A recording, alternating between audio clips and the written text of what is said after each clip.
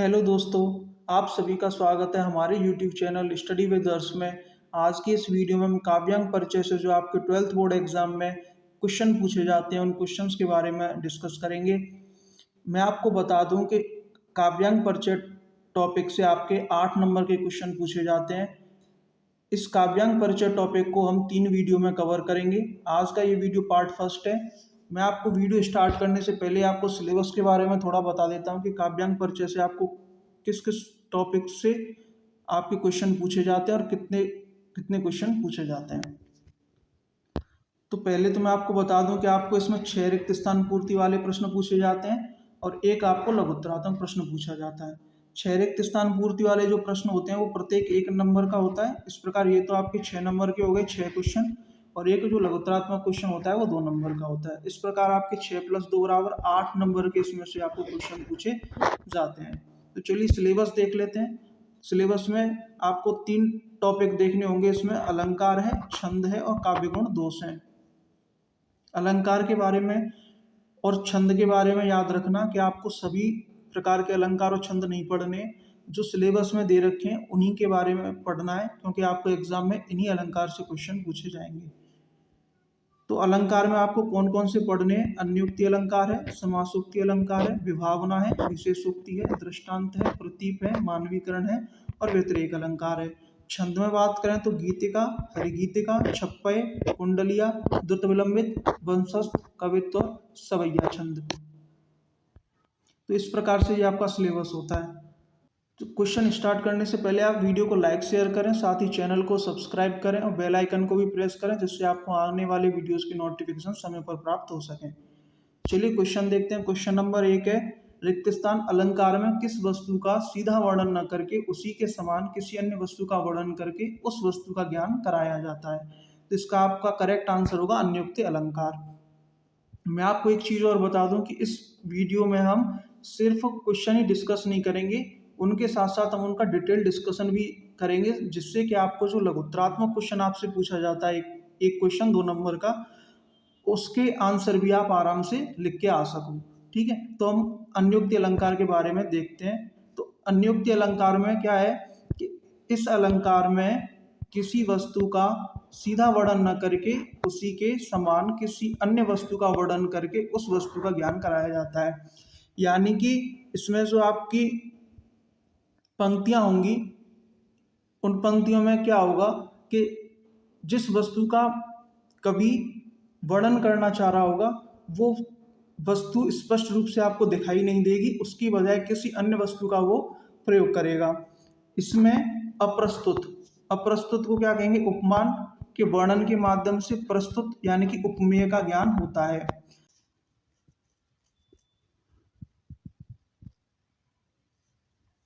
मैं आपको उपमेय और उपमान के बारे में बता देता हूं, क्योंकि इसमें आप बहुत कंफ्यूज होते हो। तो उपमेय की बात करें तो उपमेय तो अपन उसे कहेंगे जिसकी तुलना आप कर रहे हैं, यानी कि जिसकी तुलना की जा रही है वो तो उपमेय होगा, और उपमान जिससे आप तुलना कर रहे हो वो उपमान होगा। जैसे अगर उदाहरण के तौर पर अपन देखें तो देखें कि अपन सीधा सीधा कहते हैं कि उस मतलब किसी की सुंदरता की बात कर रहे हैं तो हम कहेंगे कि वो चांद जैसा सुंदर है ना। तो चांद जैसा सुंदर है, और माना कि कोई विशेष अपन कहें कि वह युवती चांद के समान सुंदर है, तो युवती तो होगी उपमेय, क्योंकि अपन युवती की क्या कर रहे हैं? तुलना कर रहे हैं। और किससे कर रहे हैं? चांद से कर रहे हैं, तो चांद यहाँ क्या होगा? उपमान।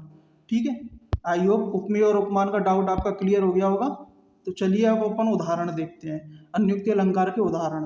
तो पहले उदाहरण में अपन बात करते हैं कि नहीं पराग नहीं मधुर मधु नहीं विकास एह काल अली कली ही सौ विद्यो आगे कौन हवाल। तो इसमें जो कवि बिहारी हैं वो क्या कहते हैं कि नहीं पराग नहीं मधुर मधु, न तो पराग है ना ही उसमें मधुर मधु है, नहीं विकास एह काल, न ही उसका पूर्ण रूप से विकास हुआ है, फिर भी अली कली ही सौ बिंदो, यानी कि जो भंवरा है वो कली के ऊपर ही मंडरा रहा है, तो आगे कौन हवाले यानी कि आगे कौन रखवाला है। तो यहाँ जो कवि बिहारी हैं वो राजा जो जय सिंह है उनके बारे में बात कर रहे हैं, लेकिन यहाँ पर उन्होंने राजा जय सिंह के बारे में डायरेक्ट बात न करके भौरे के माध्यम से बात की है। तो यहाँ क्या हो गया, अन्य। अन्य युक्ति का मतलब सीधा सीधा है कि अन्य की ये बात की जाएगी। तो यहाँ पर जय सिंह की डायरेक्ट बात ना करके किसी अन्य का सहारा लिया गया है। तो बोहरा, जो भौरा होता है, भंवरा, उसका सहारा यहाँ पर लिया गया है। ठीक है, तो इस प्रकार यहाँ पर क्या होगा, अन्योक्ति अलंकार। दूसरा एग्जाम्पल अपन देखते हैं। 10 दिन आदर पाई के करेले आप बखान, और जो लगे कागज सराद पक तो लगे तब सम्मान। यहाँ पर जो बात कर रहा है कवि, ये बात कर रहा है कि कोय के माध्यम से आत्म प्रशंसा करने वाले व्यक्ति के बारे में बताया गया है। यहाँ पर डायरेक्ट उस व्यक्ति की बात नहीं की गई है कि जो व्यक्ति क्या करते रहते हैं, खुद की प्रशंसा करते रहते हैं, तो उनकी बात ना करके सीधी सीधी बात की गई है काग यानी कोय से।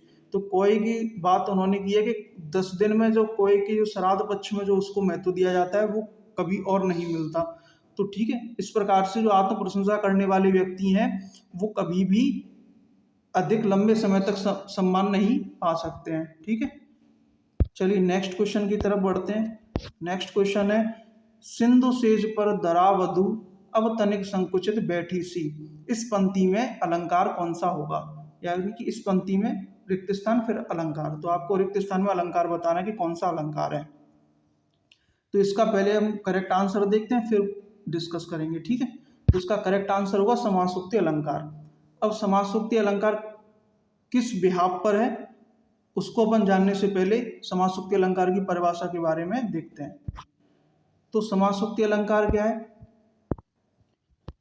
वह अलंकार जिसमें संक्षिप्त उक्ति के द्वारा प्रस्तुत एवं अप्रस्तुत दोनों का बोध होता है तथा दोनों में समानता दिखाई देती है, यह है समासोक्ति अलंकार। ठीक है, यहाँ पर प्रस्तुत और अप्रस्तुत, प्रस्तुत अप्रस्तुत से तात्पर्य आप देखोगे कि कवि जिसकी बात करना चाह रहा है वो भी उन पंक्तियों में स्पष्टतः लिखा होगा। तो ये प्रस्तुत और अप्रस्तुत हो गए, यानी कि उपमेय और उपमान दोनों ही वहाँ पर होंगे। ये नहीं है कि उपमेय छुपा दिया या उपमान छुपा दिया, नहीं, स्पष्ट क्लियर बात होगी कि किसके बारे में किससे बात हो रही है। एक बात और याद रखना कि इसमें क्या होगी, दोनों में समानता भी दिखाई देगी। ये बात स्पेशली यो ध्यान रखना, क्योंकि अभी हम आगे मानवीकरण अलंकार को डिस्कस करेंगे। तो समासोक्ति और मानवीकरण में थोड़ा बहुत बच्चे कंफ्यूज हो जाते हैं, लेकिन वहाँ कंफ्यूज होने की जरूरत नहीं है। मानवीकरण अलंकार में अलग रहता है, इसमें इस लाइन को आप याद रखोगे कि दोनों में समानता दिखाई देती है, तो इस लाइन से आपकी सारी कंफ्यूजन दूर हो जाएगी। तो चलिए अपन एग्जाम्पल देखते हैं।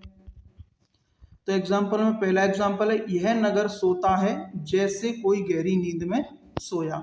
तो अब यहाँ पर देखो कि प्रस्तुत अप्रस्तुत कैसे हैं। तो जो नगर है ना, ये प्रस्तुत है, और गहरी नींद में इससे क्या की गई, इसकी तुलना की गई है।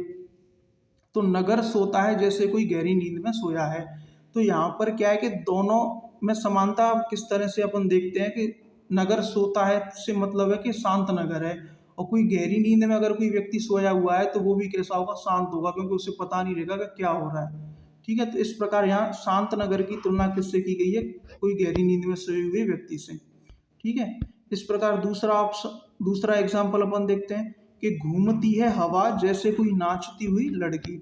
यहाँ पर हवा की जो तुलना की गई है वो किससे की गई है, नाचती हुई लड़की से। तो यहाँ पर तुलना में भी क्या है, समानता दिखाई गई है, क्योंकि हवा घूम रही है उसी प्रकार जैसे कि नाचती हुई लड़की घूमती है ना। तो यहाँ पर समानता दिखाई गई है हवा में और नाचती हुई लड़की में। तो समासोक्ति अलंकार हो गया। अब अपन अपने इस क्वेश्चन को देख लेते हैं कि सिंधु सेज पर धरा वधु अब तनिक संकुचित बैठी सी। तो यहाँ पर जो वधु है ना, इससे तुलना की गई है धरा की, यानी कि धरा तो हो गया क्या, उपमेय, और वधु इसमें होगी उपमान। यानी कि धरा तो इसमें प्रस्तुत है, क्योंकि सिंधु सेज पर धरा, तो धरा तो इसमें प्रस्तुत है, और वधु क्या है, अप्रस्तुत है, क्योंकि धरा की यहाँ पर क्या की गई है, समानता दिखाई गई है वधु से। ठीक है, अब नेक्स्ट क्वेश्चन देखते हैं। नेक्स्ट क्वेश्चन है नंबर 3, अमूर्त भावों अथवा जड़ पदार्थों में मानवीय गुणों व क्रियाओं का आरोपण रिक्त स्थान में किया जाता है। तो मैं आपको बता देता हूँ कि कभी कभी क्या होता है कि एग्जामिनर बच्चों को कंफ्यूज करने के लिए वो ये अपन ने पहले 2 क्वेश्चन देखे थे, जैसे उसमें लिखा था कि खालिस्तान अलंकार, तो वहाँ पर हमें स्पष्ट हो रहा था कि इसमें अलंकार बताना है। कभी-कभी क्या है, क्वेश्चन में नहीं लिखा आता है कि अलंकार, तो वहाँ पर आपको ये देखना होगा भाव से कि इसमें क्या पूछना चाह रहा है। वह मोस्टली तो रहता है कि अलंकार उसमें लिखा होगा, जिससे कि बच्चे कंफ्यूज ना हो। फिर भी कभी-कभी एक आध क्वेश्चन ऐसा आ जाता है जिसमें जैसे परिभाषा वाला होगा, क्योंकि परिभाषा स्पष्ट होगी। अगर आपको उदाहरण दे रखा होगा तो उसमें पूछेगा कि अलंकार है कि छंद है, ठीक है। लेकिन जब परिभाषा की बात होगी तो वहां पर फिर अलंकार न शो करके वो सीधे परिभाषा लिख देगा, और उस पूरे जैसे मानवीकरण अलंकार है या दृष्टांत अलंकार है, तो उस पूरे वर्ड को हाइड कर देगा, तो वो आपको फिर आंसर में लिखना होगा, ठीक है। तो इस बात का थोड़ा याद रखना, परिभाषाओं को अच्छे से याद कर लेना। तो इसमें अपन देखते हैं, इसका करेक्ट आंसर होगा मानवीकरण अलंकार। अब मानवीकरण अलंकार के बारे में अपन पूरी डिस्कस कर लेते हैं। मानवीकरण अलंकार वह अलंकार जिसमें निर्जीव या जड़ वस्तुओं, है ना, निर्जीव या जड़, जड़ का मतलब एक जगह स्थिर, तो एक जगह स्थिर कौन रहेगा, निर्जीव ही तो रहते हैं, जैसे पत्थर है, चट्टान है ना, ये सब निर्जीव में ही आएंगे आपके, ठीक। एवं अमूर्त भावों में मानवीय गुणों व क्रियाओं का आरोपण किया जाता है, मानवीकरण अलंकार कहलाता है। मैं आपको इस आसान शब्दों में समझा देता हूँ। मानवीकरण अलंकार क्या होता है कि किसी भी निर्जीव वस्तु होगी, उसमें क्या होगा, मानव के भावों को दिखाया गया होगा, है ना, जैसे कि रोना, हंसना, खेलना, नाचना, ये सारे मानवीय भाव हैं, क्योंकि मानवीय क्रियाएं ये मानव ही कर सकता है और कोई नहीं कर सकता। तो निर्जीव वस्तुओं में जब मानवीय भावों को या संवेदनाओं को व्यक्त कर रहा है उन पंक्तियों को, तो उनमें क्या होगा, मानवीकरण अलंकार हो जाएगा। उदाहरण देखते हैं। पहला उदाहरण है, कली से कहता था मधुमास, है ना। यहाँ पर क्या है कि मधुमास, मधुमास यानी कि वसंत ऋतु के बारे में बात की गई है। तो वसंत ऋतु, कली यानी कि, कली अपन किसे कहते हैं, जो पूर्ण रूप से फूल खिलता है ना, उससे पहले का जो फूल होता है उसे अपन कली कहते हैं, यानी कि अपन ये कह सकते हैं कि अविकसित फूल जो होता है उसे कली कहते हैं। तो मधुमास कली से कहता है। क्या वसंत ऋतु किसी से बोल सकती है, कुछ नहीं बोल सकती ना। तो मधुमास तो यहाँ पर क्या हो गया, निर्जीव, इसमें भाव दे दिया कहने का या बोलने का। लेकिन अपन जानते हैं कि बसंत ऋतु बोल नहीं सकती है, और ये बोलना क्या है, मानवीय क्रिया है, तो इसमें क्या होगा, मानवीकरण अलंकार। अब मैं आपको एक बात बता दूं कि मैं भी आपसे कह रहा था कि समासोक्ति और मानवीकरण में आप कैसे कंफ्यूज हो जाते हो कभी कभी। तो जैसे कि अब इसमें कह रहा है कि कली से कहता था मधुमास, यहाँ मधुमास केवल कह रहा है ना, यहाँ पर मधुमास की किसी से समानता नहीं दिखाई गई है। जबकि समासोक्ति में क्या होता है कि उसमें समानता दिखाई जाती है। जैसे वहाँ पर वधु और किसकी, धरा की, यानी कि पृथ्वी की वधु से तुलना दिखाई गई थी, लेकिन यहाँ मधुमास की किसी से तुलना नहीं दिखाई गई है। केवल मधुमास इसमें क्या है, बोलने का कार्य कर रहा है, यानी कि मानवीय संवेदनाओं को या भावों को मधुमास में यानी कि निर्जीव वस्तुओं में दिखाया गया है, ठीक है। नेक्स्ट उदाहरण अपन देखते हैं। सागर के ऊपर नाच नाच लहरें करती हैं मधुर गान। अब देखो यहाँ पर लहरें हैं, लहरें कैसी हैं, निर्जीव है ना, वो क्या कर रही हैं, नाच भी रही हैं, तो नाचना भी, लहरें नाच नहीं सकती ना। और क्या है, मधुर गान भी कर रही हैं, न तो गा सकती हैं लहरें और ना ही नाच सकती हैं। ये काम किसका है, गाना और नाचना, ह्यूमंस का यानी कि मानव का है, तो मानव ही कर सकते हैं। तो निर्जीव वस्तु यानी कि लहर पर मानवीय भाव या क्रियाओं को यहाँ पर दिखाया गया है, तो इसमें कौन सा अलंकार हो जाएगा, मानवीकरण अलंकार। चलिए नेक्स्ट क्वेश्चन देखते हैं।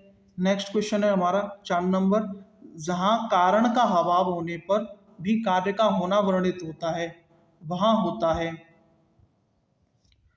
इसमें पूछा गया है आपसे कि कारण का अभाव होने पर भी कार्य का होना वर्णित हो, वहाँ पर कौन सा अलंकार होगा। अब देखो इसमें अलंकार इसमें नहीं लिखा है, क्योंकि ये डेफिनेशन से लिया गया है, तो इसमें आपको पता होना चाहिए कि ये अलंकार के बारे में बात कर रहा है। तो इसका करेक्ट आंसर होगा विभावना अलंकार। विभावना अलंकार के बारे में हम डिस्कस कर लेते हैं। विभावना अलंकार वह अलंकार जिसमें कारण का अभाव होने पर भी कार्य का होना वर्णित होता है, विभावना अलंकार कहलाता है। देखिए मैं आपको इसको एक्सप्लेन करने से पहले एक बात बता दूं कि लघुत्तरात्मक प्रश्न आपका जो अलंकार से पूछा जाता है वो पूछा जाता है कि जैसे आपको दे रखा, या तो पूछ लेगा कि विभावना अलंकार किसे कहते हैं, इसके इसका एक उदाहरण लिखिए। तो आपको जो भी अलंकार पूछा गया होगा उस अलंकार की परिभाषा लिखनी है और उदाहरण लिखना है। अगर आप एक्सप्लेन कर सकते हो तो जैसे एक्सप्लेन कर देना, बट एक्सप्लेन करने की वहाँ आपको ज़रूरत नहीं है, क्योंकि आपका ज़्यादा टाइम खर्च मत करना। क्योंकि 2 नंबर का क्वेश्चन होता है तो आप परिभाषा लिख दोगे और उसका एग्जाम्पल लिख दोगे तो आपको 2 नंबर एग्जामिनर दे देगा। ठीक है। इसी प्रकार आपसे पूछने का तरीका क्वेश्चन का इसमें बदल जाएगा, लेकिन ये पूछेगा यही कि परिभाषा और उदाहरण। ठीक है। जैसे पूछ लेगा कि विभावना अलंकार को 100 उदाहरण परिभाषित कीजिए, तो उसका उदाहरण सहित आपको उसकी परिभाषा लिखनी है। और एक टाइप का क्वेश्चन और आपका ऐसा बन जाता है कि कभी कभी 2 अलंकारों के बीच में आपको ये पूछ लेगा कि अंतर स्पष्ट कीजिए। जैसे विभावना और विशेषोक्ति अलंकार में आपसे अंतर पूछ लेता है, क्योंकि इनमें लगभग इनकी परिभाषा में थोड़ा डिफरेंस आपको मिलता है। इसमें बच्चे कंफ्यूज हो जाते हैं ना, उसको कन्फ्यूजन को मैं आपकी को अभी इसी वीडियो में क्लियर कर दूंगा, आप बिल्कुल निश्चिंत रहें। चलिए अब विभावना अलंकार के बारे में देख लेते हैं। तो विभावना अलंकार की परिभाषा हमने देखी कि वह अलंकार जिसमें कारण का अभाव होने पर भी कार्य का होना वर्णित होता है, विभावना अलंकार कहलाता है। ठीक है। अब एक चीज मैं आपको स्पष्ट कर देता हूँ यही परिभाषा से कि विभावना है ना, विभावना में आप देखोगे तो इसमें क्या आ रहा है, भाव आ रहा है ना, भाव आ रहा है, भाव। ठीक है। अब एक बात आप बताइए, परिभाषा में क्या लिखा है कि कारण का तो अभाव है फिर भी कार्य क्या है, हो रहा है। अब जैसे कि मैं आपको बताऊं कि कोई भी आपको अनजान व्यक्ति बिना किसी कारण के आपको ये कहे कि आप ये कार्य कर दो, तो आप करोगे क्या, नहीं करोगे ना। लेकिन यहाँ आपसे कह रहा है कि कारण है, कारण नहीं है फिर भी कार्य हो रहा है। तो अब एक बात समझना, मैं आपको बता रहा हूँ, इसलिए बता रहा हूँ जिससे कि आप परिभाषा के साथ सीधे कनेक्ट कर पाओगे ये कौन सा अलंकार है। तो देखना आप कि कार्य का होना वर्णित है, तो कार्य हो रहा है लेकिन कारण का अभाव है। तो ऐसी कौन सी स्थिति हो सकती है कि जब कोई अपना, यानी कि जैसे अपने माता पिता हैं, तो वो आपसे किसी कार्य को करने को कहें तो आप बिना कारण पूछे उस कार्य को कर दोगे। तो वहां पर आपका क्या है, माता पिता से भाव ही तो है, भाव है ना, उस भाव के कारण आप उस कार्य को कर रहे हो बिना किसी रीजन जाने। ठीक है। तो इस भाव से आपको याद रखना है कि विभावना इसका होगा, है ना। विभावना में क्या है, भाव आ रहा है, भाव होगा तो हम बिना किसी कारण के उस कार्य को कर देंगे। ठीक है। एक तरीका तो आपको याद रखने का ये हो गया। दूसरा तरीका मैं आपको बताऊं कि इसमें ना आ रहा है, ना का मतलब कारण इसमें नहीं है, कार्य हो रहा है। ठीक है। इस ना से आपको याद रखना है कि कारण नहीं है फिर भी कार्य इसमें हो रहा है। आई होप ये समझ में आया होगा। चलिए अब उदाहरण देख लेते हैं। पहला उदाहरण है, बिनु पद चलई सुनई बिनु काना, कर बिनु कर्म करई विधि नाना, आनन रहित सकल रस भोगी, बिनु बानी बक्तावड़ जोगी में विभावना अलंकार बताया गया है। ठीक है। कैसे, देखो, बिनु पद चलई सुनई बिनु काना। सबसे पहले तो मैं आपको ये बता देता हूँ कि ये जो बात कही गई है ये कही गई है प्रभु श्री राम के बारे में, है ना। सबसे पहले मैं आपको ये बता देता हूँ कि ये चारों पंक्तियां कही गई हैं वो प्रभु श्री राम के बारे में कही गई हैं, प्रभु श्री राम के बारे में कही गई हैं। तो मैं आपको इसका अर्थ बता देता हूँ कि बिनु पद चलें, बिनु पद चलें यानी कि बिना पैर के चलना। अब एक बात बताओ, बिना पैरों के कोई चल सकता है क्या, नहीं ना। तो यहाँ यही बात कही गई है, तो कारण क्या है, नहीं है, इसमें कारण का अभाव है ना, फिर भी कार्य हो रहा है, यानी कि पैर नहीं है फिर भी चलने का कार्य हो रहा है। तो इसमें कौन सा अलंकार हो गया, विभावना अलंकार हो गया। ऐसे ही देखो नेक्स्ट पंक्ति देखो, सुनई बिन काना, यानी कि बिना कान के सुन सकते हैं। तो बिना कान के सुन रहे हैं यानी कि कारण का अभाव है फिर भी कार्य हो रहा है, क्योंकि बिना कान के इंसान तो कोई सुन नहीं सकता। फिर भी यहाँ बात हो रही है प्रभु श्री राम की, तो वो बिना कान के सुन सकते हैं, तो वो वाली बात हो रही है। तो बिना कारण के यहाँ पर कार्य हो रहा है। ठीक है। ऐसी और पंक्तियों को देखोगे आप तो, कर बिनु कर्म करई विधि नाना, कर यानी कि हाथ, हाथों के बिना भी हजारों कर्म प्रभु कर रहे हैं, है ना। ऐसे ही नेक्स्ट पंक्ति देखेंगे तो, आनन रहित सकल रस भोगी, आनन का मतलब है मुख से, मुख न होने के बावजूद भी रसों का पान कर रहे हैं प्रभु श्री राम। ऐसी नेक्स्ट पंक्ति में देखो, बिनु वाणी बक्तावड़ जोगी, बिना वाणी के वक्तावड़ जोगी, तो बिना वाणी के भी वो क्या है, बात कर रहे हैं या बोल रहे हैं, है ना। तो यहाँ इन चारों पंक्तियों में आप देखोगे तो आपको एक चीज कॉमन मिलेगी, बिनु, है ना, बिनु है इसमें भी, और इसमें रहित, है ना, इसमें भी बिनु है। तो मैं आपको एक सीधा सीधा शॉर्ट ट्रिक बता देता हूँ, जिससे आप कोई एग्जाम्पल जैसे दे रखा हो तो आपको अलंकार पूछना हो तो विभावना अलंकार का एक शॉर्ट ट्रिक बता देता हूँ कि उनमें आपको नेगेटिव वर्ड देखने को मिलेंगे, जैसे कि बिनु है, रहित है, बिना है। अगर ये वर्ड है ना तो समझ लेना कि कारण का तो अभाव है और कार्य वहां पर हो रहा है, ठीक है। तो इन चारों पंक्तियों में क्या है, विभावना अलंकार हो गया। नेक्स्ट एग्जाम्पल देख लेते हैं कि सख इन नैनन ते घन हारे, बिना ही ऋतु बरसत निस बासर और सदा मिलन दो तारे। तो देखो इसमें क्या है कि जो नायिका है वो अपनी सखी से कह रही है कि इन नैनों से घन यानी कि बादल भी हार गए हैं। बिना ही ऋतु बरसत, बिना ऋतु के, अपन जानते कि वर्षा ऋतु में ही बारिश होती है ना, या कहें कि एक समय पर ही बारिश होती है। लेकिन यहाँ जो नायिका है वो अपनी सखी से कह रही है कि ये जो नयन जो बारिश है ना वो बिना ऋतु के हो रही है। अब आप बताओ कि बिना ऋतु के बारिश हो सकती है क्या, नहीं हो सकती ना, यानी कि कारण का अभाव होने पर भी कार्य हो रहा है। तो इसमें भी क्या होगा, विभावना अलंकार, ठीक है। आई होप ये आपको अच्छे से समझ में आया होगा। नेक्स्ट क्वेश्चन देखते हैं। नेक्स्ट क्वेश्चन है 5 नंबर, नेह न नैनन को कछ उपजी बड़ी बलाय, नीर भरे नित प्रति रहे तऊ न प्यास बुझाए। पंक्ति में कौन सा अलंकार है, रिक्त स्थान में आपको अलंकार बताना है, कौन सा अलंकार इसमें होगा। अब इसमें भी क्या है कि नेगेटिव वर्ड आपको देखने को मिल जाएंगे। क्यों क्यों नेगेटिव देखने को मिलेंगे, क्योंकि इसकी परिभाषा में कारण तो होता है लेकिन कार्य नहीं होता है, ठीक है। तो मैं आपको इस कंफ्यूजन को दूर कर दूंगा, आप टेंशन मत हो। इस क्वेश्चन का पहले अपन आंसर देखते हैं। इसका आंसर होगा विशेषोक्ति अलंकार। तो चलिए विशेषोक्ति अलंकार की पहले परिभाषा देखते हैं, फिर इस पंक्ति को मैं आपको अर्थ सहित स्पष्ट कर दूंगा जिससे आप समझ में आ जाएगी, ठीक है। तो इसकी परिभाषा देखते हैं पहले विशेषोक्ति अलंकार की। वह अलंकार जिसमें कारण के होने पर भी कार्य के न होने का वर्णन किया जाता है विशेषोक्ति अलंकार कहलाता है। तो पहले तो मैं आपको इस परिभाषा को याद करवा देता हूँ। इसमें बात हो रही है कारण तो होगा लेकिन कार्य न होगा। अब एक बात बताओ, कोई कारण हो, है ना, तो कारण है यानी कि वो विशेष बात हो गई।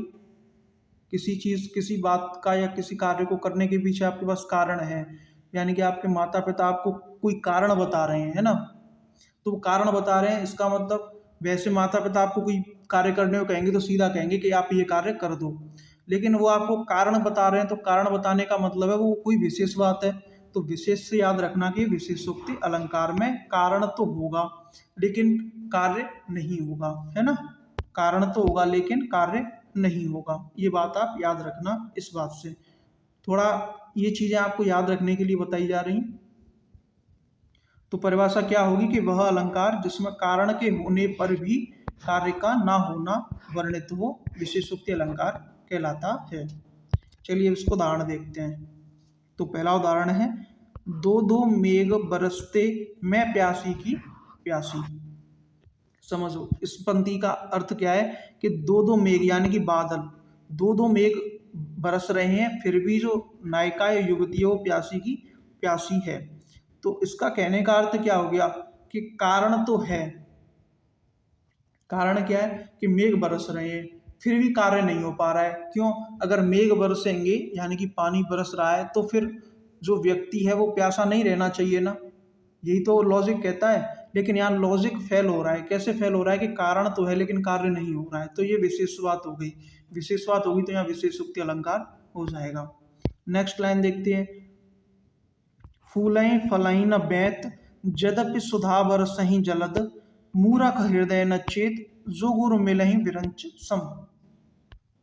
ठीक है, अब मैं इसका आपको अर्थ बता देता हूँ पहले तो कि फूलें फलई न बैत जदपि सुधा बरसहि जलद। तो जलद का अर्थ होता है बादल से, जल देने वाला। जल कौन देता है, बादल देता है। तो जलद का अर्थ हो गया बादल, ठीक है, बादल।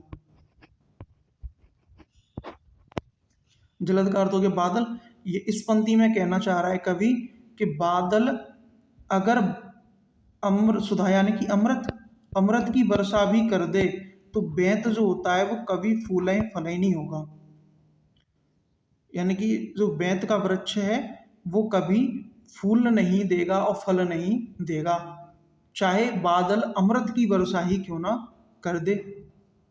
तो इसमें आप देख रहे हो अमृत से अपन जानते हैं कि अमृत कोई पी लेता है तो वो अमर हो जाता है या जीवित हो जाता है, एक अपन ये कहें। तो अमृत से यहाँ तात्पर्य है कि आप कितने भी प्रयत्न कर लो, अगर कोई जड़ व्यक्ति है तो उसमें सुधार नहीं आ सकता। ये अगली लाइन में ये बात कही गई कि मूर्ख हृदय न चेत जो गुरु मिलहि विरंच सम।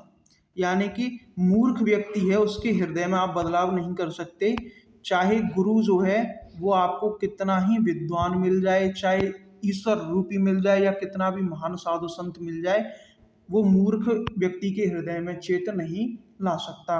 तो इससे आप सीधा सीधा देखो कि यहाँ कारण तो है, यानी कि सुधा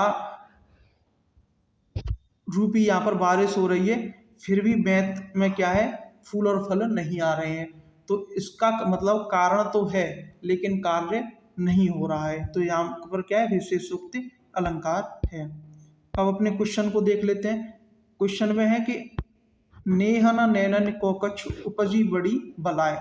यानी कि अर्थ है इसका कि नेहन नैनन को कछ उपजी बड़ी बलाय। जो नायिका है वो कह रही है कि मेरे जो आँख है या नैन है, जो नयन है, उनमें कोई बड़ी बीमारी हो गई है, जो कि नीर भरे नित्य प्रत्य रहे तऊ न प्यास बुझाए। क्योंकि उसके नैनों में नीर भरा रहता है, यानी अश्रु रूपी जो जल है वो भरा रहता है, फिर भी उसकी प्यास नहीं बुझ रही है। तो यहाँ पर सीधा सीधा अर्थ हो गया कि कारण है, यानी कि नीर रूप अश्रु रूपी नीर है फिर भी प्यास नहीं बुझ रही, यानी कि कार्य नहीं हो रहा है। तो यहाँ पर अलंकार कौन सा हो जाएगा विशेषोक्ति अलंकार। नेक्स्ट क्वेश्चन देखते हैं। नेक्स्ट क्वेश्चन नंबर है 6 नंबर। सुनत जुगल कर माल उठाई प्रेम विवश पहिराए न जाई। पंक्ति में कौन सा अलंकार है। अब आप इस पंक्ति को ध्यान से पढ़ो, फिर अलंकार का आंसर आप देना कि इसमें कौन सा अलंकार है। तो पहले मैं आप पंक्ति को अर्थ बता देता हूँ, फिर अपन अलंकार इसमें देखेंगे कि इस प्रकार के क्वेश्चन में हम अलंकार कैसे खोजेंगे, किस परिभाषा कैसे अपन परिभाषाओं का उपयोग करके आंसर तक पहुंचेंगे। ठीक है। तो सुनत जुगल कर माल उठाई, यहाँ जुगल का अर्थ है साथी से जो हम उम्र है उसको अपन जुगल कहते हैं। एक तरीके से अपन कह सकते हैं मित्र जो होते हैं वो, है ना। तो सुनत जुगल कर माल उठाई, तो जुगल की बात सुन करके माल उठाई, या माल का मतलब माला से है। ठीक है। तो माला उठाई, यहाँ पर बात हो रही है सीता माता की। प्रेम विवश पहराए न जाई, लेकिन प्रेम के कारण या प्रेम में विवश होकर वो माला है वो पहराई नहीं जा रही है सीता माता से। ठीक है। तो अब इसमें अपन को बताना है, तो जुगल कर माल उठाई, ठीक है, प्रेम विवश यानी कि कारण तो है, प्रेम का कारण है, लेकिन माला जो है वो पहराए नहीं जा रही है, यानी कि कार्य नहीं हो रहा। तो हमने अभी पीछे देखा कि किस अलंकार में कारण के होने पर कार्य नहीं हो रहा था, तो किसमें नहीं हो रहा था विशेषोक्ति अलंकार में। तो इसका करेक्ट आंसर होगा विशेषोक्ति अलंकार। ठीक है। इस प्रकार से आपको क्वेश्चन को सॉल्व करना है। और हो सकता है आपको हर एक पंक्ति का अर्थ ना आए, तो लेकिन आप उसमें से कुछ ना कुछ जो शब्द आप जहाँ तक समझ रहे हो वो अर्थ निकाल करके आप आंसर देने की कोशिश करना, क्योंकि आप डायरेक्ट आंसर दोगे तो वो गलत की संभावना में रहेगा, लेकिन आप थोड़ा उसे समझ करके आंसर करोगे तो आप निश्चिंत ही सही आंसर लगा के आओगे। ठीक है। नेक्स्ट क्वेश्चन देखते हैं। नेक्स्ट क्वेश्चन है आपका 7 नंबर। विभावना अलंकार का विपरीतार्थक खालिस्तान अलंकार होता है। ठीक है। आपको खालिस्तान बताना है कि विभावना अलंकार का विपरीत अलंकार कौन सा होता है। मैंने अभी आपको बताया कि विभावना और जो विशेषोक्ति अलंकार उनकी परिभाषा में थोड़ा सा डिफरेंस है। वो डिफरेंस क्या है कि वो जो है आपस में एक दोनों के विपरीत है। एक मतलब आपस में जो है वो विपरीत हैं, या ये कहें कि एक दोनों के विपरीत हैं। एक दोनों अर्थात एक दूसरे से, है ना। तो एक दूसरे के क्या है, विपरीत हैं। तो विभावना का विपरीत कौन सा होगा, विशेषोक्ति अलंकार, है ना। तो इसका करेक्ट आंसर होगा विशेषोक्ति अलंकार। अब यहाँ पर तो मैंने पूछा कि विभावना अलंकार का विपरीतार्थक अलंकार कौन सा है, तो विशेषोक्त हो गया।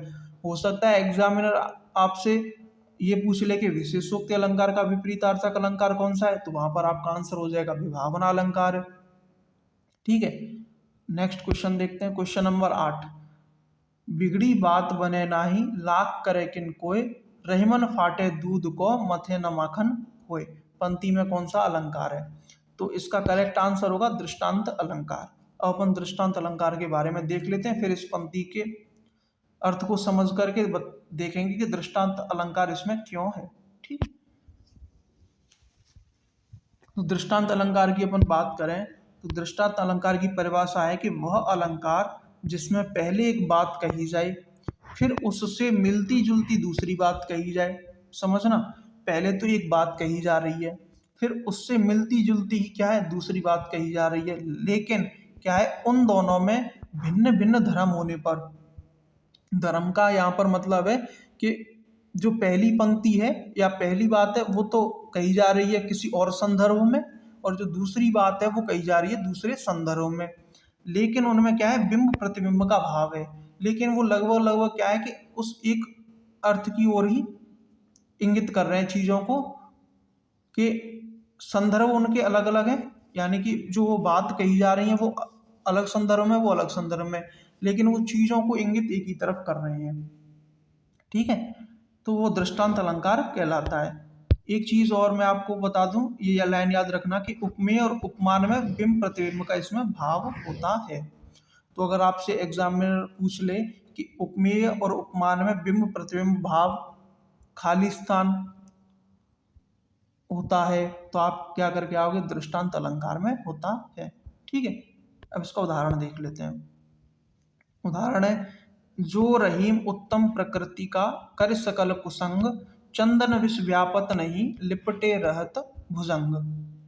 तो इसका अर्थ मैं आपको बता देता हूँ। पहले देखो, आप बिना अर्थ के भी समझो चीज़ों को। ठीक है, पहले इसमें आपको बताऊं कि जो रहीम उत्तम प्रकृति का, कर सकल कुसंग, तो इसमें बात किसकी हो रही है, इसमें किसी व्यक्ति की बात हो रही है, यानी कि इसमें रहीम जी की बात हो रही है कि अगर वो कह रहे हैं कि आपकी प्रकृति उत्तम है, तो आपकी अगर संगति बुरी भी है ना, तो उसका इतना असर आप पर नहीं पड़ेगा, या कहें तो आप पर असर नहीं पड़ेगा। और दूसरी बात में किसकी बात हो रही है कि चंदन विष व्यापत नहीं, लिपटे रहत भुजंग। इसमें बात हो रही है चंदन वृक्ष की, कि ये कह रहा है कि चंदन में विष यानी कि जहर नहीं आएगा, चाहे सांप उस पर क्यों ना लिपटे हों। ठीक है, तो दोनों पंक्तियों का जो संदर्भ वो अलग अलग है। तो ये तो कह रहे हैं किसी व्यक्ति की संगति के बारे में, और यहाँ पर कही जा रही है चंदन वृक्ष की बात हो रही है, लेकिन दोनों में जो मूल भाव है वो किसका है, संगत का। संगत का असर की बात इसमें हो रही है। ठीक है, तो ये चीजें आपको याद रखनी है कि पंक्ति तो दोनों अलग अलग चीजों के बारे में कहेंगी। पहली पंक्ति कह रही है यहाँ पर व्यक्ति के बारे में, है ना, व्यक्ति के बारे में। दूसरी कह रही है वृक्ष, जो चंदन का वृक्ष है उसके बारे में, लेकिन दोनों इंगित किसको कर रही हैं, संगति को। यानी कि ये कह रहे हैं कि अगर बुरी संगति आपकी है,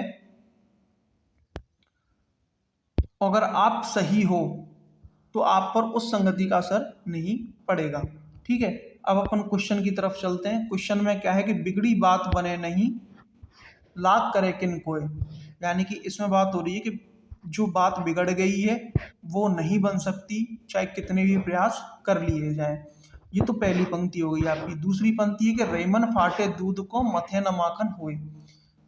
इसका अर्थ है कि रहीमन जी कह रहे हैं कि जो दूध फट गया है उसको आप कितना भी मथ लो, उसका माखन या मक्खन या घी नहीं बन सकता है। ठीक है, तो दोनों ही पंक्तियों का आप देखोगे तो एक तरीके से अलग अलग बात कह रहे हैं। इसमें देखो, इसमें तो बात कह रहे हैं कि जो बात बिगड़ चुकी है ना, और इसमें कह रहे हैं कि जो दूध खराब हो चुका है ना। दोनों की बात अलग अलग है, यहाँ किसी बात के बारे में बात हो रही है, यहाँ फटे दूध की बात हो रही है, लेकिन ये इंगित किस चीज को कह रहे हैं कि अगर कोई चीज खराब हो चुकी है या कोई बात बिगड़ चुकी है, तो उसमें आप कितने भी प्रयास कर लो उसे आप नहीं सुधार सकते। ठीक है, तो इस प्रकार से दोनों पंक्तियों के अपन बात करें तो अलग अलग बात कही जा रही है, लेकिन बिंब प्रतिबिंब का इसमें भाव देखने को मिल रहा है, तो इसमें अलंकार हो जाएगा दृष्टांत अलंकार। नेक्स्ट क्वेश्चन देखते हैं। नेक्स्ट क्वेश्चन है क्वेश्चन नंबर 9। कल्प वृक्ष के ही काम का जब है नृप जसवंत, पंक्ति में रिक्त स्थान अलंकार है। ठीक है, तो इसमें आपको अलंकार बताना है कि इसमें कौन सा अलंकार होगा। इसका करेक्ट आंसर मैं आपको बता देता हूँ, इसमें प्रतीप अलंकार होगा। अब प्रतीप अलंकार के बारे में अपन डिटेल डिस्कशन देख लेते हैं। तो वह अलंकार जिसमें उपमान को उपमेय रूप में, या कहें उपमान का हीनत्व रूप, या कहें तिरस्कार रूप, या फिर उपमेय को अप्रस्तुत रूप में रखकर वर्णन किया जाता है, तो वो कहलाएगा प्रतीप अलंकार। ठीक है, इसको आप सीधा सीधा समझना कि उपमेय और उपमान दो चीजें होंगी इसमें। ठीक है, तो इसमें जो होगा उपमान जो होगा उसको दिखाया जाएगा हीनत्व रूप में। लेकिन अब जैसे अपन सामान्य वे में क्या देखते हैं, किसी भी चीज की सुंदरता की अपन को तारीफ करनी है तो हम किससे करेंगे, चंद्रमा से करेंगे, है ना। तो चंद्रमा क्या है, उपमान है, तो अपन उसको श्रेष्ठ दिखा रहे हैं। जब भी हम सामान्य तुलना करते हैं तो उसमें उपमान जो होता है उसे हम श्रेष्ठ दिखाते हैं। लेकिन जब उपमान को हम हीन दिखाएंगे और जो उपमेय है तुलना में नहीं, इसमें अपन तुलना वाला तो अलंकार हो जाएगा दूसरा, वो तो व्यतिरेक में जाएगा। लेकिन इसमें क्या होगा, उपमेय उपमान को हीनत्व रूप में दिखाया जाएगा। उपमान को हीनत्व यानी कि छोटे दृष्टिकोण से उसे दिखाया जाएगा, हीन सोच के रूप में दिखाया जाएगा कि उपमान कुछ भी नहीं है हीन के, उपमान कुछ भी नहीं है उपमेय के सामने, है ना। एक तरीके से सामान्य में अपन कहें कि इसमें जो उपमा होती है ना उसको तोड़ फोड़ करके दिखाया जाता है। जो भी उपमा दी जाती है उसको तोड़ फोड़ करके उपमेय को इसमें अच्छा दिखा दिया जाता है, उपमान को बिल्कुल खराब दिखा दिया जाता है। एक तो तुलना उस प्रकार की होती है कि वो ठीक है या वो कम है कि वो ज्यादा। जैसे कोई दो बच्चे होशियार हैं, तो एक तो तुलना इस प्रकार की होगी कि ये बच्चा कम होशियार है और ये ज्यादा होशियार है, और एक ये होगी कि ये तो बिल्कुल कमजोर है, या कहें कि ये बिल्कुल गंवार है और मूर्ख है, और ये बहुत ही ज्यादा होशियार है। तो ये गंवार और बहुत ही ज्यादा होशियार वाली बात है ना, वो प्रतीप अलंकार में देखने को मिलेगी। और जो कम होशियार और जो ज्यादा होशियार वाली बात है वो आपको व्यतिरेक अलंकार में देखने को मिलेगी। तो अपन यहाँ पहले प्रतीप अलंकार की बात कर रहे हैं, तो प्रतीप अलंकार में क्या होगा, उपमान है उसे बिल्कुल ही डाउन दिखा दिया जाएगा, बिल्कुल ही हीन रूप में दिखा दिया जाएगा। एक लाइन और याद रखना, ये भी आपसे पूछ सकते हैं कि यह जो अलंकार है वो उपमा अलंकार का विपरीतार्थक है। हमने दो विपरीतार्थक देखे, एक तो देखा कौन सा, विशेषोक्ति और विभावना अलंकार का, वो दोनों एक दूसरे के विपरीत हैं। और एक प्रतीप अलंकार और उपमा अलंकार, ये दोनों एक दूसरे के विपरीत हैं। ठीक है, अब इसको उदाहरण को देख लेते हैं, उदाहरण से और आपकी डेफिनेशन क्लियर हो जाएगी, है ना। तो उदाहरण है पहला, सियमुख समता पावकिम चंद्र बापुरो रंग। अब देखना यहाँ चीजों को, अपन जो चंद्रमा की तुलना करते हैं तो चंद्रमा को अपन श्रेष्ठ मान कर ही तो तुलना करते हैं, कि खराब मान करके तो नहीं करते। तो अपन सामान्य वे में चंद्रमा को अच्छा दिखाते हैं। लेकिन इस पंक्ति में देखो क्या कहा गया है कि सिय मुख, यानी कि सीता जी का जो मुख है उसकी तुलना अपन चंद्रमा से कर ही नहीं सकते। क्यों क्यों नहीं कर सकते, क्योंकि चंद्रमा में तो क्या है, दाग हैं। इस पंक्ति में कहा गया है कि सीता जी का जो मुख है वो बहुत ही ज्यादा सुंदर है, बहुत, वो तो चंद्रमा से तुलना करने की लायक ही नहीं है, क्योंकि चंद्रमा को बिल्कुल नीचा दिखाया गया है, क्योंकि उसमें तो दाग लगे हुए हैं। तो यहाँ पर जो चंद्रमा है, चंद्रमा क्या है, उपमान होता है जनरल वे में, तो उपमान को बिल्कुल ही हीन दिखा दिया गया है, क्योंकि वो तुलना करने के लायक ही नहीं छोड़ा है चंद्रमा को। तो इसमें कौन सा अलंकार हो जाएगा, प्रतीप अलंकार। ऐसे ही अपन देखो क्वेश्चन वाले को देख लेते हैं, क्वेश्चन वाला जो पंक्ति है ना, क्वेश्चन वाली जो पंक्ति है उसको देख लेते हैं। कल्प वृक्ष के ही काम का जब है नृप जसवंत। ठीक है, अब कल्प वृक्ष अपन जो अपने धार्मिक ग्रंथ और उनमें पढ़ते हैं तो अपन देखते हैं कि कल्प वृक्ष की एक बहुत बड़ी मान्यता है अपने आप में। कल्प वृक्ष की बहुत बड़ी मान्यता है। कल्प वृक्ष ऐसा वृक्ष है जिस जो भी आपकी मनोकामना है वो पूर्ण कर देगा, है ना। लेकिन यहाँ पर कल्प वृक्ष को कहा गया है कि ये तो कोई काम का ही नहीं है। जसवंत यहाँ किसी व्यक्ति का नाम है। जब नृप हो जसवंत, यानी कि जो जसवंत है वो अगर नृप हो गया यानी कि राजा हो गया, तो फिर कल्प वृक्ष कोई काम का ही नहीं है। बल्कि हकीकत में क्या है कि कल्प वृक्ष बहुत काम का है, जो अपने धार्मिक ग्रंथों में बात कही गई है उस हिसाब से सारी मनोकामनाएं पूर्ण करता है। लेकिन यहाँ कल्प वृक्ष को बिल्कुल ही हीन भाव में दिखा दिया गया है कि कल्प वृक्ष कोई काम का ही नहीं है, बस राजा ही बन गए वही बहुत है, फिर कल्प वृक्ष की कोई वैल्यू है ही नहीं। तो यहाँ पर भी कौन सा अलंकार हो गया? प्रतीप अलंकार। चलिए नेक्स्ट क्वेश्चन देखते हैं। नेक्स्ट क्वेश्चन है क्वेश्चन नंबर 10। जब कविता में उपमेय का उपमान से उत्कर्ष दिखाया जाता है तो वहां कौन सा अलंकार होता है? देखो क्वेश्चन को ध्यान से पढ़ना। क्वेश्चन को जब ध्यान से पढ़ोगे तो आपको प्रतीप अलंकार और जो व्यतिरेक अलंकार है ना, उसमें डिफरेंस समझ में आ जाएगा। तो जब कविता में उपमेय का उपमान से उत्कर्ष दिखाया जाता है तो वहां कौन सा अलंकार होगा? तो इसका मैं आपको करेक्ट आंसर बता देता हूँ, व्यतिरेक अलंकार। अब मैं पहले तो व्यतिरेक और प्रतीप इन दोनों का थोड़ा डिफरेंस आपको क्लियर कर देता हूँ, ठीक है? फिर व्यतिरेक को परिभाषित करेंगे अपन आराम से अच्छे से। तो इसमें देखो ध्यान से पढ़ना कि जब इस कविता इसमें जो दिया गया क्वेश्चन में कि कविता में उपमेय का उपमान से उत्कर्ष दिखाया जा रहा है, तो मैंने पहले आपको एक बार समझा दिया, फिर एक बार और समझा देता हूँ जिससे कि कन्फ्यूजन दूर हो जाए। कि उपमेय का उपमान से उत्कर्ष दिखाया जा रहा है। सामान्य वे में उपमान अच्छा होता है, ठीक है?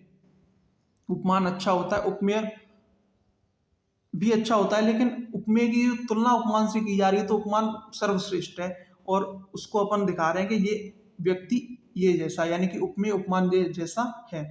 लेकिन प्रतीप और व्यतिरेक दोनों में ही उल्टा होता है। उल्टा कैसे होता है? कि इसमें उपमेय को अच्छा दिखाया जाता है, प्रतीप में भी दिखाया जाता है और व्यतिरेक में भी अच्छा दिखाया जाता है। लेकिन अंतर यहाँ ये चीज का रहता है कि प्रतीप में तो जो उपमेय होगा उस पर फोकस कम करके उपमान को कम दिखाने में फोकस किया जाएगा। यानी कि अंतर इतना है कि प्रतीप में तो जो बल दिया गया है वो दिया गया है आपके उपमान को कम करने में, और व्यतिरेक में जो बल दिया गया है वो दिया गया है आपके उपमेय को अधिक दिखाने में। दोनों में अंतर समझना। दोनों में है तो उपमेय श्रेष्ठ, लेकिन दोनों में अंतर इतना है कि प्रतीप अलंकार में तो उपमान जो है उसको नीचे दिखाने का प्रयास किया गया है, हीन दिखाने का प्रयास किया गया है। लेकिन व्यतिरेक अलंकार में तुलनात्मक करके उपमेय को अच्छा दिखाने का प्रयास किया गया है, ठीक है? अब व्यतिरेक की परिभाषा देख लेते हैं, उदाहरण देख लेते हैं। तो व्यतिरेक अलंकार वह अलंकार जिसमें गुणों की अधिकता के कारण उपमान की तुलना में उपमेय के उत्कर्ष का वर्णन किया जाता है, व्यतिरेक अलंकार कहलाता है। फिर कुछ लाइन या पॉइंट्स याद रख लेना कि उपमान की अपेक्षा उपमेय को विशेष दिखाया जाता है। जैसे आपसे पूछ लिया जाए कि किस अलंकार में या रिक्त स्थान फिर अलंकार में उपमान की अपेक्षा उपमेय को विशेष दिखाया जाता है, तो आंसर होगा व्यतिरेक। इसमें प्रतीप मत करके आना, ठीक है? दोनों चीजों में आप अंदर समझ लो। उपमान की अपेक्षा उपमेय को विशेष दिखाया जा रहा है, अलंकार होगा व्यतिरेक।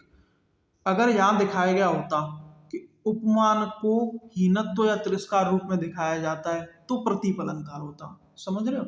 उपमेय को अच्छा दिखाना इस पे नॉर्मल वे में, मतलब उपमान अच्छा होता है लेकिन अपन उपमेय की अच्छाई को उसमें दिखा रहे हैं तो व्यतिरेक अलंकार हो गया। लेकिन अब उपमान को ही बिल्कुल एकदम नीच दिखा दो, उसे बिल्कुल किसी काम का छोड़ो ही मत, तो वहां पर अलंकार कौन सा हो जाएगा? आपका प्रतीप अलंकार। नेक्स्ट पंक्ति देखते हैं। व्यतिरेक का जो आशय है वो अपमान का तो अपकर्ष है और उपमेय का उत्कर्ष है, यानी कि उपमेय को अच्छा दिखाया जाएगा और उपमान को थोड़ा सा उसकी तुलना में कम दिखाया जाएगा, ठीक है? एकदम से डाउन नहीं किया जाएगा, थोड़ा सा कम करके उपमेय को अच्छा दिखा दिया जाएगा। यानी कि उपमान की जो स्थिति है वो तो रहेगी, उपमेय को उसमें बढ़ा दिया जाएगा। उसमें क्या होता है कि उपमान को डाउन कर दिया जाता है। अब उदाहरण देख लेते हैं।